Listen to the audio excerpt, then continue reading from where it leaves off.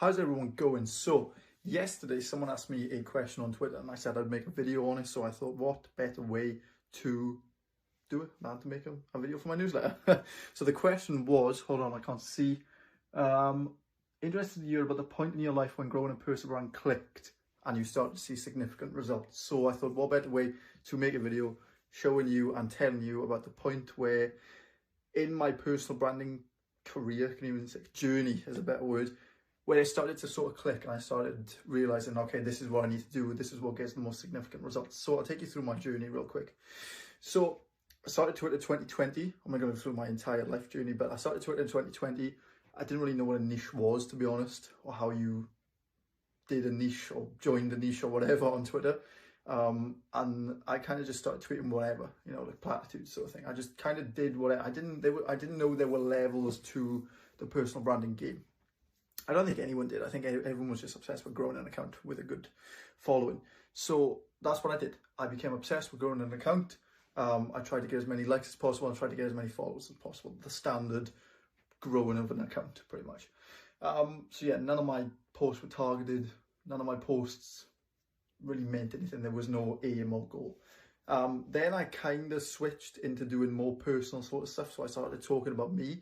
I started kind of tweeting whatever I wanted. So I was in the money niche, obviously, but I would tweet, you know, here and there about fitness or here and there about relationships or some shit like that. And there wasn't really targeted again. It still wasn't targeted. So even though I was telling like some stories and stuff and kind of just tweeting whatever I wanted, there was no goal behind the content. Anyway, so that's when I made the switch then to personal branding, full-on personal branding. So I started tweeting whatever I wanted. I started telling stories and stuff like that. I started sharing my own takes, my own opinions, and that's when it started to pop off, and that's when I started to get an engaged audience. So I went from platitudes to posting stories and posting whatever I wanted, however many times a day. Fun little fact, I only used to post once a day, and it would be a platitude. And if it didn't get over like 5k likes, then I would just be disappointed and I thought I'd be failing some shit like that. It sounds dumb, but yeah. So my personal brand sort of journey really pivoted and I really started seeing results when I switched from meaningless content to meaningful content. So things, instead of posting like platitudes, you know, like the Instagram quote stuff or whatever, the stuff that is just going to get likes and nothing else, not build an audience, it's going to build a following. When I switched from that to stories, to personal takes, to opinions, to my own sort of experiences, that's when my personal brand started rocketing up. And when I started using personal language too, so instead of saying like, you know, how to do this, here's how I do this instead. That's when it started taking off. Now, the second thing is how I became, I don't want to like blow smoke in my own ass, but how I'm becoming, I guess is a better word, an authority on the space. So a lot of people cap themselves out at a personal brand. They think, oh yeah, personal brand is like the zenith pretty much of online presence. It's not. It's an authority brand. You know, Alex Mosey, very good example. Sahil Bloom, another very good example. People buy and take in what they're selling or saying without even caring because they're such an authoritative brand that they just get the attention because of who they are pretty much. So it's like Mosey's book the other day sold, and I guarantee some people didn't even know what it was. They just sold because of who he is. So that's the level that you want to aim to get to.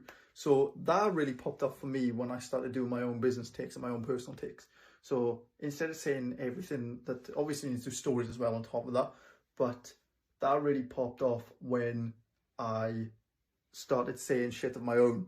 I make up my own memetics and my own narratives and stuff. So instead of just seeing something on Twitter, taking inspiration from it and posting it as your own, it's not really your own take. Yeah, it's your own spin on it, but it's not your own deep-rooted take.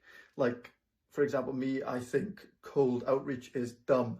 I think authority and inbound leads is so much better. Anyway, so the authority piece of the journey, online presence, whatever it's called, that really started popping off when I had my own personal takes, because then people come to you then and they know you had these takes before and they start to think, oh yeah, this is a good take, I'm going to start saying, and then you kind of birth this sort of mimetic or whatever. So I think, as you've seen on Twitter, if you follow me on Twitter, there's 3 pillars. You've got the unknown, which is basically what I started as. You've got the personal brand, which is what I just came out of, and then you've got the authority. So the unknown is like platitude posting. Personal brand is more stories and more personal takes, and then the authority base is more business takes and your own takes, your own unique sort of swing on things, and memetics and stuff like that.